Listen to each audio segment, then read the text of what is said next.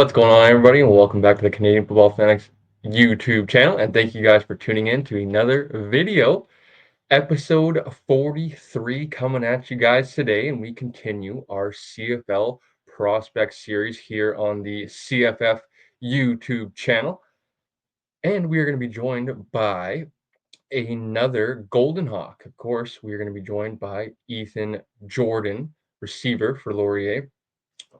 We had his quarterback on previously a few episodes ago, Taylor Algersma, and we wanted to have Ethan on as well as he prepares for the upcoming CFL Combine and to hear his name be called by one of the 9 CFL teams of the upcoming draft here in April.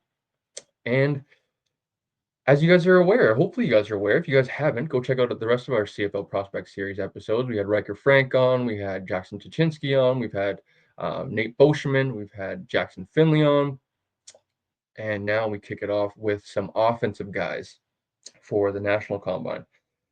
And we're going to start with Ethan Jordan, Ontario native, and hear a little bit more about his journey. Like I was going on there before I got a little distracted.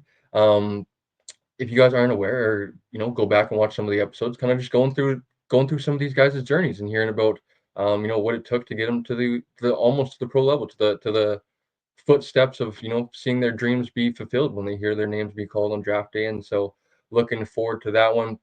Ethan had himself a phenomenal U Sports career with Laurier, first 1,000-yard receiver since I believe 2017, if I'm not mistaken. Tyler Tarnowski, I think, was the last Canadian receiver to do that in U Sports. 18th overall in the history of U Sports, CIS, whatever you want to call it. And he was, I think, the 4th all time to have 1,000 yards, 10 touchdowns in the regular season. 3-time All-Canadian, 2 being first team, and 1 being a second team. So before we get to the episode, of course, we got to pay the bills, read a couple ad reads, folks. So let's start with, of course, this episode is brought to you by Area 51 Sports, your one-stop shop for all your football needs. Whether you're looking for top-notch footballs, helmets, shoulder pads, cleats, gloves, flag football gear, or even custom uniforms, Area 51 Sports has got you covered. Trusted by athletes at every level, they're dedicated to helping you play at your best, gear up, and dominate the field with Area 51 Sports. Visit their website today and take your game to the next level. And now, ad read number 2.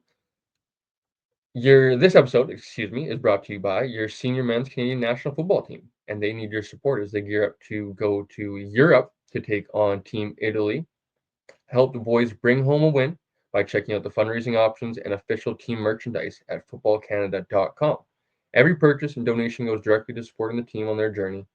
Let's show the world what Canadian football is all about. Head to footballcanada.com today and help the team make us proud. Heck yeah. Good luck to the boys. I know it's a few weeks away before they go over there and compete, so wishing them well, hoping they fill us with pride like we were a few weeks ago after watching that Four Nations. That was a heck of an event to be Canadian. I'm going to be proud to be Canadian when the boys bring home a win, qualify for the World Championships next November, I believe. And then that's when things are going to get even more serious for the fellas over there. So wishing them well.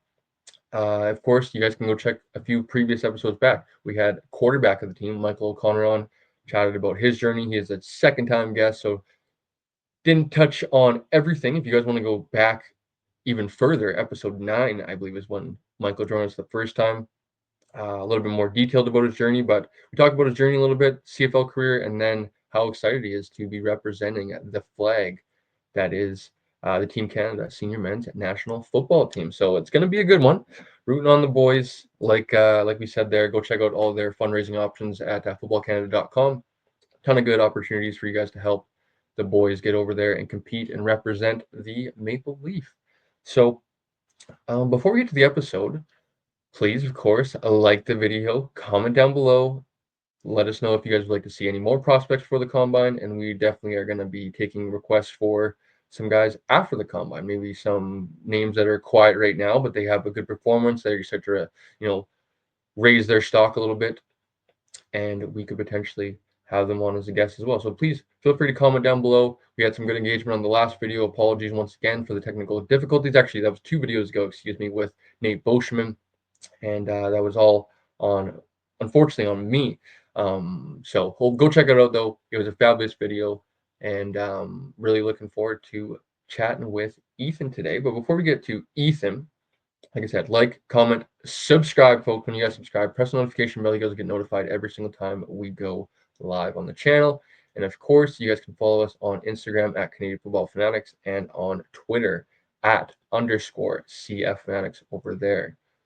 We're going to be having some announcements here soon, folks. So please be sure to be following along on social media.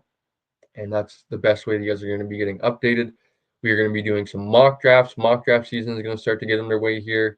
And of course, our one big annual 3-round mock draft with a bunch of CFL creators is going to be in April. We're aiming for the first week of April right now. I don't want to give you guys an official date because we haven't asked everybody if that's going to work out okay. So we might have to adjust accordingly, which is no big deal. So mock draft season is going to be coming. Stay tuned for that. It's going to be a lot of fun. And then we are going to be having, some news on the channel, some really exciting news that we are working on behind the scenes,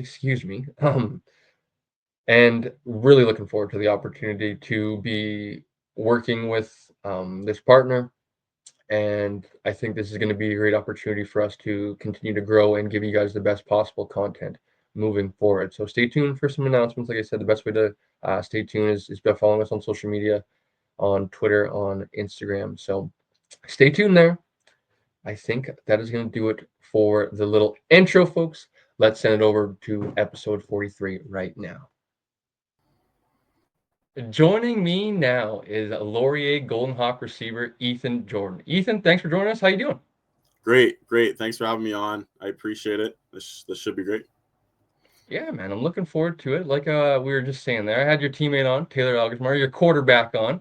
Yeah. So I know you were mentioned, and looking forward to maybe hearing some of the stories from your perspective. But before we get into that, man, it's, I'm sure, exciting times for yourself right now. You know, you're on the verge of seeing your dreams come to life with obviously the combine in a few weeks, the draft. Just what is the excitement right now for yourself? Yeah, it's an extremely exciting time. Obviously, March, April is a big time for obviously the CFL and the journey. Season ended like late November. We made the Vanier, fortunately. We had a pretty successful year at Laurier and showed up my teammates there. But kind of ever since then, I flipped the switch, got into combine training mode. Shout out Jesse Collins, trained with him here in Waterloo. And so he's been getting me right. Just been training, trying to get my weight up. Yeah, do my thing, man. Just trying to prepare. I got a Buffalo Pro Day March 13th coming up, which is pretty exciting. Me and Taylor got that. So that's the first step. And then obviously CFL Combine March 19th. So only, a few, a week or two away here. So, I'm feeling pretty good. I'm feeling ready. And it's obviously an exciting time. I'm really excited for it. Right on. So I believe you're an Ontario native, and you went to Chatham Kent Secondary School. Maybe if you don't mind, just tell us a little bit about what Chatham has to offer and kind of the football. Yeah, for sure. Chatham's a smaller town. It's between Windsor and London, for those that don't know, in Ontario. So smaller town, not necessarily really known as, a strong football town by any means. More of kind of a hockey town, more farmland and stuff out there. But we were fortunate enough to have, a league with Sarnia teams and Chatham teams, 2 high schools from each city. And so I was fortunate enough to play on Chatham Kent Secondary School. I played quarterback there, and I was talented enough to be able to throw as well as catch. So kind of throughout my years, I did play receiver too, but I played quarterback as well. So throughout my years, I played QB there. And yeah, man, that was kind of my first, I would say, leap or real progression into turning into a better player. I kind of hit my growth spurt during high school, got some more of my speed and, gained some more IQ about the game. And so had some good coaches and teammates around me. So that's kind of where, it started. You ever give Taylor, Coach Galloway, a little crap about, hey, I could throw a little bit? A little bit, man. They actually in practice, you throw the ball back and in drills and stuff, and then I talk a little bit about how I can throw, and I'm emergency QB, as a joke. But they actually they did draw some plays up for me. If you were to turn on the tape and kind of find it, every year I kind of got a throw, a pass. So they did kind of give me a little bit of an opportunity. I went 0 for 3 though. I didn't connect, but I do have an arm, man. I have an arm, and for the CFL teams out there, man, hey, I might be able to, add a few trick plays in there. I love that. I love that, dangling the little carrot there. But Dangling the carrot. when you had Taylor on, and a thing that's pretty unique and specific to Ontario, we mentioned the OSFL there, and I was curious if I didn't see anything in doing some research, but were you able to do? I know you didn't. You said that you weren't able to kind of do the 7-on-7 scene and stuff like that, but were you able to dabble in any of the OSFL and any of that spring football that was offered in Ontario? Yeah. So yeah, our travel program was a little bit different. Our league was called the OFC, and so that was kind of through my elementary school years and into high school as well. It was a separate kind of league. We didn't play against the teams in that league, and so I think they've merged now, and it's a little bit different now. But I did play travel football growing up as well, and so my dad actually, shout out my father, Solomon Jordan. He actually began our travel football league in Chatham. There wasn't travel before, so we would have had to go to Windsor. So he started the Chatham Kent Cougars in about 2006, I think it was. And so that kind of gave me the opportunity, a lot of my friends in the Chatham region, to be able to play OC football. And we played teams: London Thunderbirds, Hamilton Junior Tiger Cats, Scarborough, teams kind of from all around. And so that was also, part of my journey as well. Love that, love that. So I'm curious, and you know, was able to see you put together a little senior highlight tape and stuff like that. At that point, obviously, you're probably thinking of, potentially university football. At one point, did that cross your mind that, I wanted to play post-secondary football?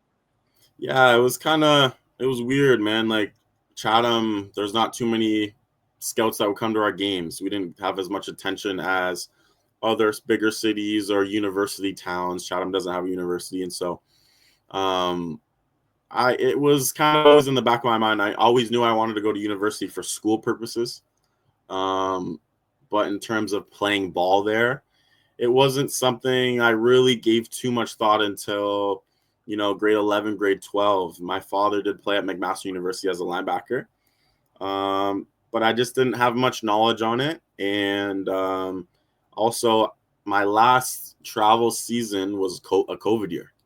And so I didn't get my grade 12 travel football film either. So that kind of derailed a little bit of not my confidence, but obviously for my highlight tape and some of my more exposure, that season got taken away from me. So I was fortunate enough. My dad pushed me. He said, "Hey, just use your grade 11 highlights, use your grade 12 high school film, and put together a tape." And so fortunately enough, I never really got offered a full 4,500 right out of the gate, just because they hadn't seen me in person and stuff. But I did get offered by, a handful of schools coming out because my tape was good enough. But no teams really watched me in person. You've already mentioned your father there twice. Do you mind, Ethan, maybe just talking a little bit about your relationship with your dad and maybe what he means to you throughout your journey? Yeah, he means a lot, man. He means a lot. He was the one that kind of got me into, football. You could say, as a parent, putting your child in football, especially at a young age, a lot of parents aren't appealed to that because it's a dangerous sport and whatnot. And so, my father didn't shy away from that, and he put me in football when I was grade 2, grade 3 in his program. And football was just part of his life. He would grow up watching Hamilton Tiger Cats, Toronto Argos, go to their games because he was born in Hamilton. And he just loved it. He played from a young age, him and his brother. And so, yeah, like I said, he started, a travel football program in 2006 in Chatham. He's still running it to this day. So he's very, very passionate about football, basketball as well. But he pushed me, and he inspired me being able to play at the next level, McMaster, and, getting some CFL looks as well. he really did push me, and so he inspired me to want to pursue these dreams, and I was blessed with enough talent to be able to make it out of high school, make it out of Chatham. Well, shout out Pops then. And so continuing, I'm curious about maybe, you talked about not playing receiver full time and playing a little bit of quarterback as well. Maybe if you're not able to, communicate with some of these schools, they maybe are a little bit reluctant to, recruit you. Like, this guy's maybe not a quarterback. Take us through maybe what your recruiting process was like, and like you said, not really knowing if you wanted to play university football until a little bit later in your high school career. Just take us through kind of that journey of your recruiting process and maybe some other schools that were interested outside of Laurier before we get into Laurier. Yeah, man, it was interesting. It's a kind of a good question, just because as a receiver, like, obviously it's harder the higher level you go going into university. It's not easy to play quarterback. I was solid at quarterback, but I knew receiver was my strong suit, and if I were to go for one, it would be receiver. And so that was part of my recruiting journey, is picking which one I wanted to take seriously, and I knew kind of deep down it was receiver. But at times, you look back and you go, if I did have a quarterback, a solid guy that could throw me the ball throughout my whole time, as through elementary school, high school, my receiver skills would have been even more polished coming out. And so that's always something I've thought about. But fortunately, I was lucky enough to dress right when I came to Laurier, and then start the year after. So that was an interesting part of my recruitment process, just because obviously I wasn't as prepared as I could have been in terms of receiver. But in terms of schools, other schools that reached out, I was very close to going to Guelph, actually. Guelph was a school that had my interest for sure. They offered me scholarship.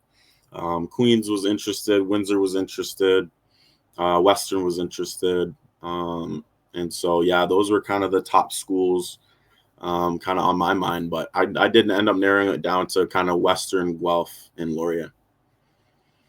So when we had Taylor on, he spoke highly of obviously Coach Faulds, Coach Galloway. If you don't mind, Ethan, maybe just talk about also what those two mean to you and your career at Laurier. Yeah, they were a huge part of my journey. Huge part. I'll start with Galloway. Coach Galloway, he's just so smart.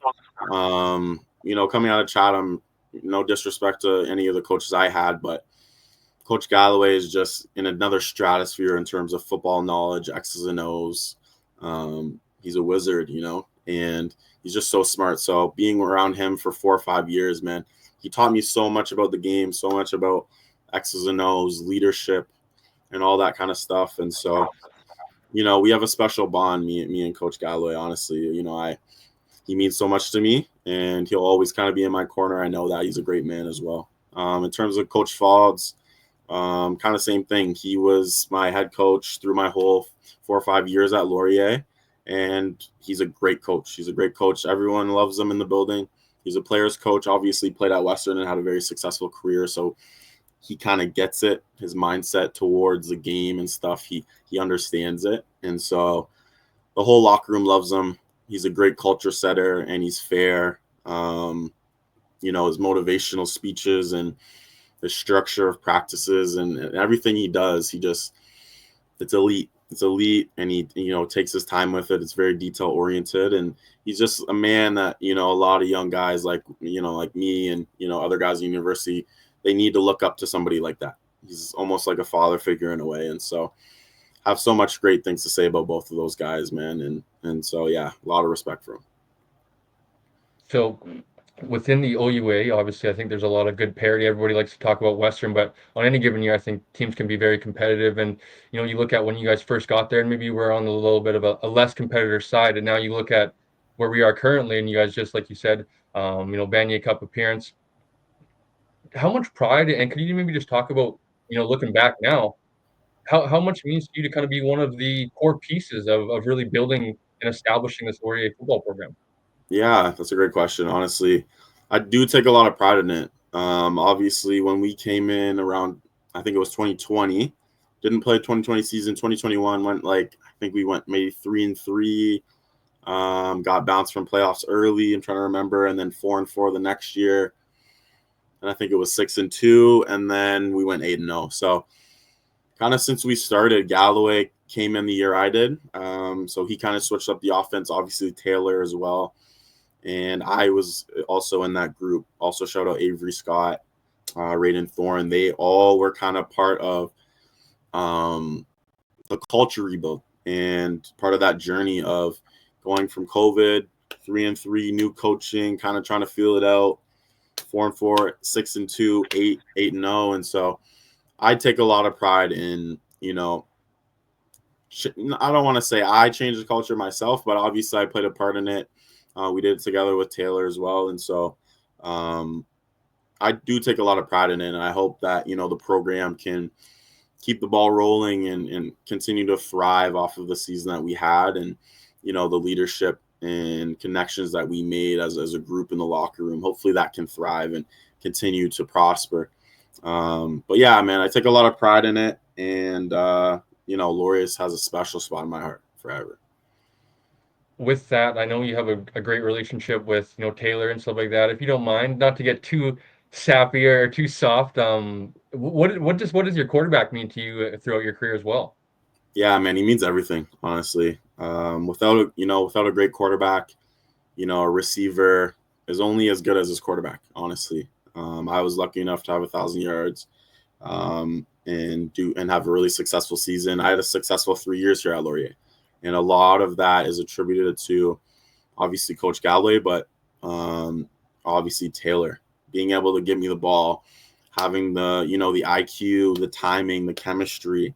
We had a special connection on the field, and I'm not going to hate on any other quarterbacks on the OUA, but or youth sports in general, but Taylor's at the top of that list, and so I was very fortunate to play alongside him, and he definitely helped me get into the position that I am for sure.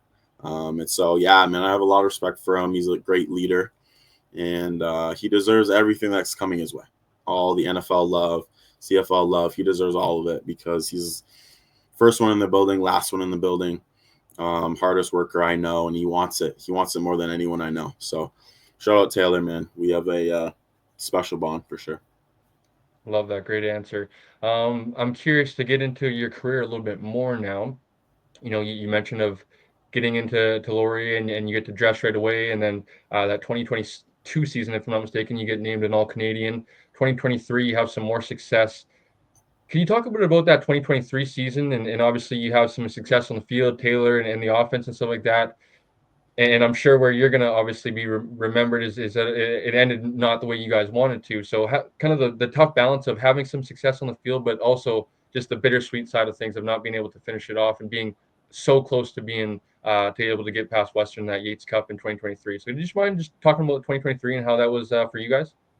Yeah, man, 2023 was, it's an interesting year in hindsight looking back now, right? Obviously, it was very challenging loss for us in the Yates against Western on their home turf. They're a great team. They had a great team that year. And we had a lot of talent too. We were very confident going into that game.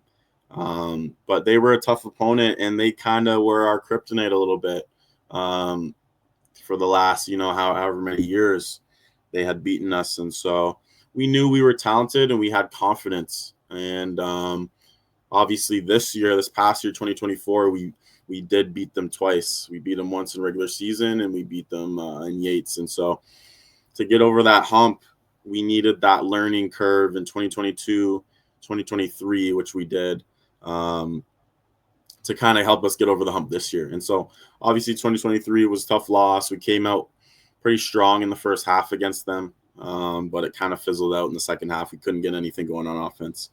But obviously, like it said, it was a tough loss, but we were fortunate enough to have, another year together. Basically, our whole offense came back the next year, pretty much, like receivers, quarterbacks, O-line for the most part. So we had that experience under our belt, and we were lucky enough to get home field advantage in the regular season. That was a big thing for us, is playing at home against a good team. And so that helped us. We were able to get the win in the regular season, and then that set us up to play the Yates on our home turf in front of our fans, and they were great. And so yeah, obviously 2023 was tough, but it made our skin thicker for sure, and allowed us to kind of get over the hump this year. Yeah, they say like losses can be like lessons, right? And you can learn Yeah, something from them. I know Taylor mentioned of kind of being in a similar position in 2024. You said being up on Western in 2023. In 2024, he was reminding you guys in the locker room to, we were in this position last year, and yeah, let's try to stay even keel, yeah, not get up too high, not too low, and being able to have that experience, I'm sure was I don't ever want to maybe say a loss is a blessing in disguise because obviously you want to win all your games, but right, yeah, a little bit of a blessing in disguise for sure. So yeah. I'm curious. You already mentioned it. You were able to beat your kryptonite. How special of a season was it for you guys this past year in 2024? Yeah, man, it's so special, so special. Kind of, I don't want to say storybook ending. Obviously, didn't win the Vanier, but like I said, the journey through COVID, going from a mediocre team, mid-tier team, my second year, um, losing into the Yates, and then finally in that third year for me, sorry, my fourth really. Um, it was just special. It was like the core guys had been there the whole time, and we had built the culture. We had for us, I can only speak to my offensive side of the ball more so, but you know me, Taylor, and the core guys, we knew the offense like the back of our hand. It was just by that year we were ready, and our confidence, those blessings or those losses are is blessings in disguise, excuse me. Just because we were ready, we were climbing that mountain through those years. We faced the adversity, and it was just a special year 2024 because we were ready. We were callous, we were ready, we were confident, and so we were fortunate enough to go 8-0. Ended up beating Queens in the semis. Yates beat Western and went on to beat Bishops. Obviously lost a tough one in the Vanier. But it was a great season. It was a great season nonetheless. Obviously would want to top it off with an undefeated season, but still a lot to be proud about. So a lot to look back on. For us, it was, a personal vendetta of beating Western. That was still a big moment for us. And so, yeah, I mean, it was a very special season. It's one of the tightest locker rooms I've ever been in, and I know a lot of the other guys in the locker room would say that as well. So individually, you were able to have a monster season, and I know that's not without your offensive line, your other running backs, your Right. receivers, and stuff like that. Yeah. But I'm curious with your big season. It was kind of headlined by a phenomenal game versus I believe it was Carleton, if I'm not mistaken. The 10 catches, 225 yards, 2 touchdowns. That's some video game type stuff. If you don't mind, Ethan, maybe just walking us through that day, and I can see the smile already coming to your face. I'm sure there's memories that you remember from that game. Just take us through maybe into your cleats or in behind your visor and kind of just what it was like that day. I'm sure that was kind of one of those days where you're like, I'm on, and you're feeling in your zone. Yeah, that was an interesting game. It was like the eighth last game of the season. I think we already had clinched the number one seed, if I'm not mistaken. So we had the first round bye. We could have packed that game in, and this is why I respect Faulds so much. He had us going all week in practice, pre-game. He's like, I don't care if this game means nothing. We're gonna still use it to our advantage. Still gonna get better. We're still gonna have pride when we take the field every time. And so he had us ready to go. And it was not a game we were just gonna take our foot off the gas. So that was kind of something I remember kind of from that week and that time. And I'm a competitor, man. I'm always ready to go, and I put the helmet on. You don't want to half step out there. That's how you get hurt. And so yeah, man, I was very fortunate, to get a lot of targets. The balls were coming my way. Had a lot of deep shots and stuff to rack up the yards. And so it's weird that I got 1,000 yards right on the dot that game. So it was crazy. It was crazy because I came out in the third quarter early, and my coach came up to me. He's just like, you hit 1,000 yards. And so honestly, before the game, I wasn't even thinking about that milestone, to be honest. I was just going out to play. But Ethan, obviously, I'm yeah, sorry. You did that in 3 quarters. yeah, I did it. Yeah, I came out like in the third or something. Yeah. Oh, that's sick, brother. Yeah, man, I appreciate it, man. Honestly, it was crazy. I got a couple big deep shots, and yeah, man, that racked it up. For sure. So I'm curious with that. and seeing some of the clips, and we live in a great social media world now where you're able to see stuff. I'm way over here on the West Coast. I'm from BC, so getting to see you guys in Ontario and stuff like that's cool. I'm Yeah, curious, kind of a two-parter potentially, and a little bit of a funner one here. You might have maybe the best selling game in youth sports. So I'm curious, maybe what's one of your favorite ones throughout your career, and yeah. potentially is there any maybe teasers or future ones that you'd like to do maybe in a professional uniform in future months maybe? That's a good question. Let me think about that.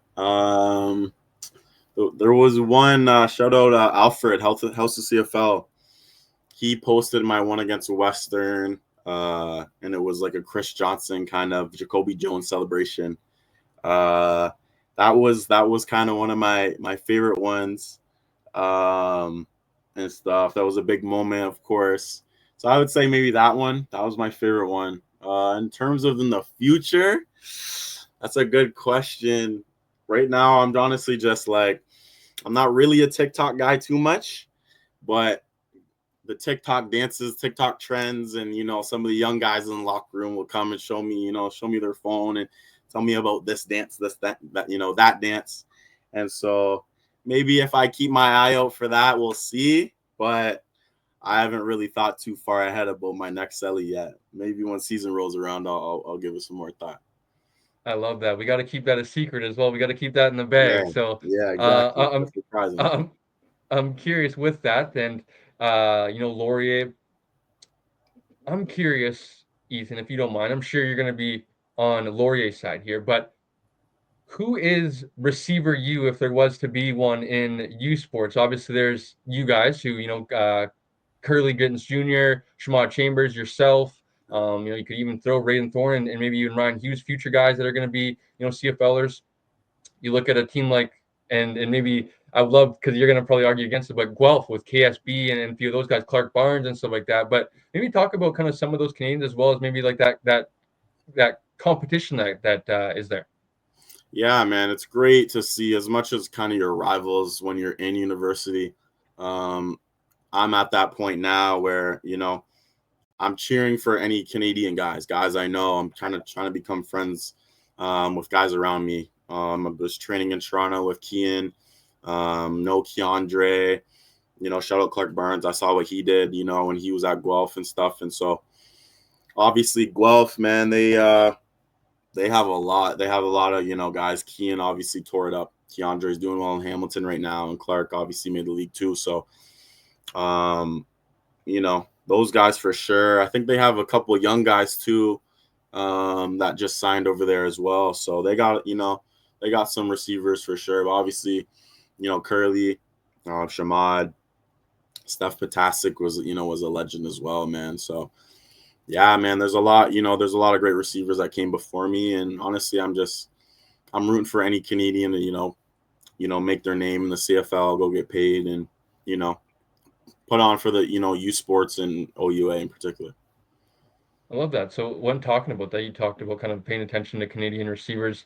They've been, having a lot of great success in the last few years of these guys that have been getting picked fairly early, and we're hoping and we're going to maybe speak it into existence that yourself will hear your name called early. And just Yeah, thinking of a few guys, right? Kevin Mattel, Cole Tucker, Jalen and Tyson, KSB, KGG, obviously a few years ago when he came out from St. FX. What does that do to kind of your, I'm sure, motivation, your mindset, and kind of your, I guess, drive, I guess, to, these guys did it, I could do it as well, right? So what does that do in just the drive for you, I guess? yeah, 100%, man. It's inspiring. It gives me confidence. There's a lot of guys that came before me, got their chance at making the league. Have been drafted. Like you said, there's a lot of guys that have been successful with Keandre, the Philpott brothers, Curly, the Jean Brissett. He played, I think, in the States in college, but he's Canadian. So there's a lot of guys, I look up to, that are doing well. And it's always interesting, CFL, there's certain positions that are more American dominated, and receivers kind of more of a grayer area, but there's definitely a fair amount of receivers that are Canadian. So me being a receiver myself, it inspires me to, it inspires me and gives me confidence that I'm gonna get my shot, I'm gonna get my chance, and if I make the most of it, I could be like these guys, man. we talked about the pride that comes with being one of the core pieces of building this Laurier team now.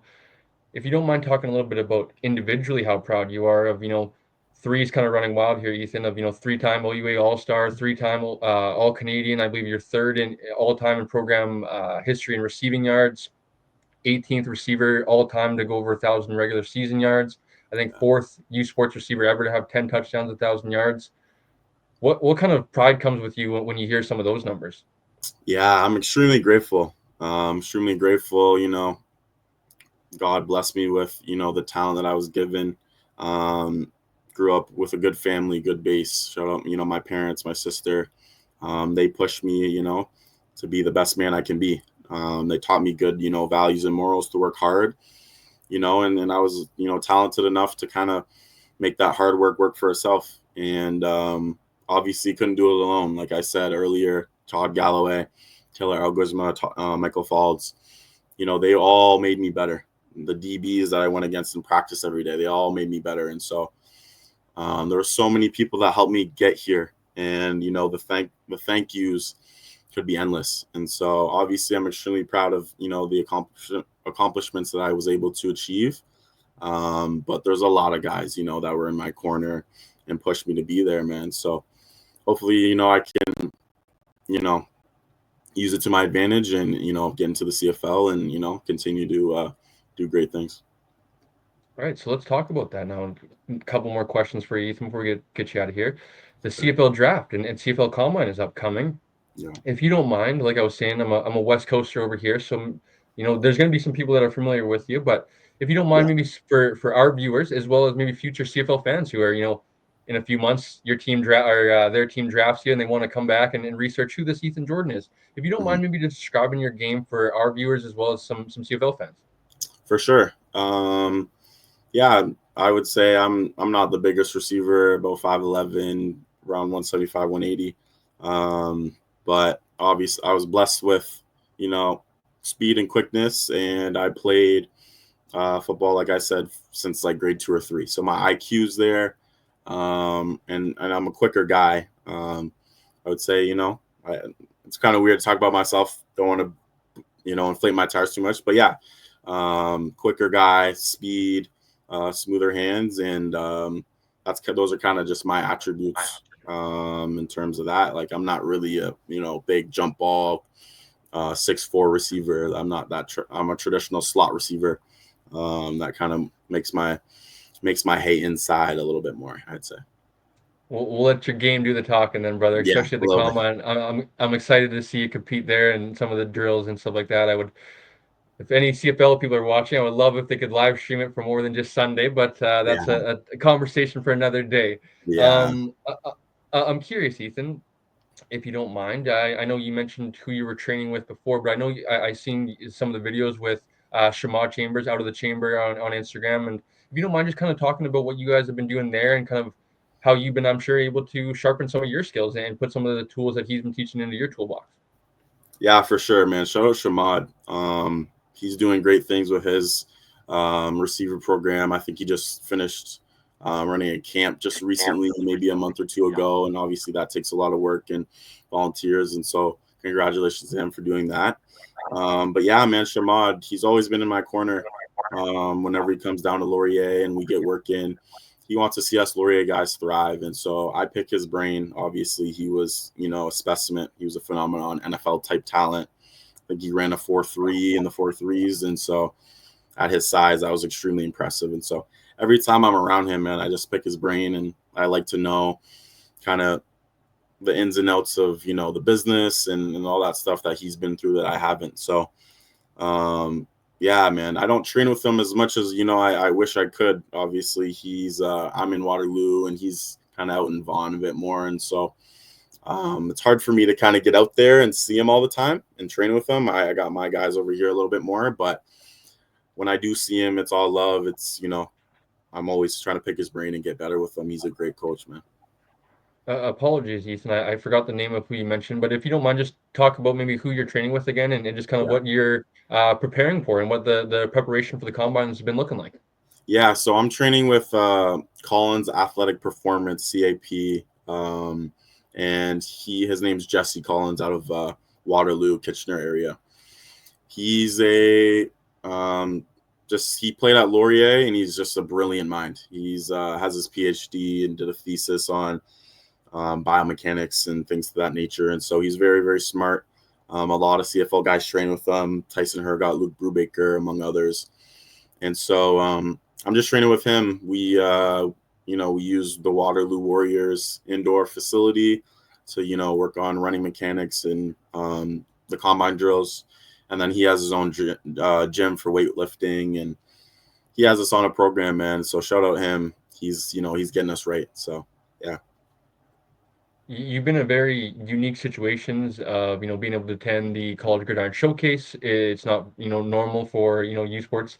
I know it's starting to become normal, but you're doing a lot of groundbreaking stuff. You mentioned of the pro day at University of Buffalo as well coming up. Yeah. Talk about just kind of what the College Gridiron Showcase experience was like for you as well, kind of the excitement coming up with, obviously you're going to be going to the combine. It's the same kind of thing, but a pro day as well is another opportunity for maybe coaches and scouts that weren't able to get up to the combine here in Canada to see you in person.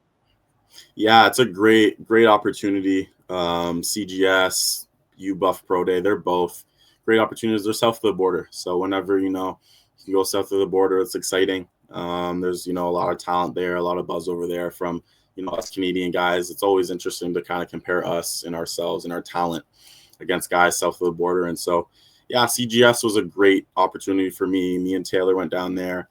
I was fortunate enough to be, I think, the only receiver that went from U Sports this year, if I'm not mistaken. And so, shout out my agent Fred and Craig Schaefer. They pushed for me to be able to get in there. And so, yeah, it gave me a lot of exposure. There was, NFL teams, CFL teams there. And so it was a great opportunity. It was down in Texas. And so, yeah, my dad went out there with me, and, I roomed with Taylor, and it was a great opportunity, great experience. And, I think I did fairly well, and it kind of gave me a boost of confidence. Shout out all the guys, Craig Red, that put that on and give guys exposure. In terms of UBuff, I was blessed to get, that opportunity as well. I think Sten, I'm not sure his last name. I've yet to meet him, but Sten is putting that on and allowed me to get the invitation to that. I think that's March 13th. So, yeah, it's a great opportunity. I'm going to be able to get in front of, a handful of NFL teams. And so, yeah, man, it's a blessing. It's really a blessing. I'm extremely grateful for, these opportunities. And so, yeah, really looking forward to, the pro day coming up as well.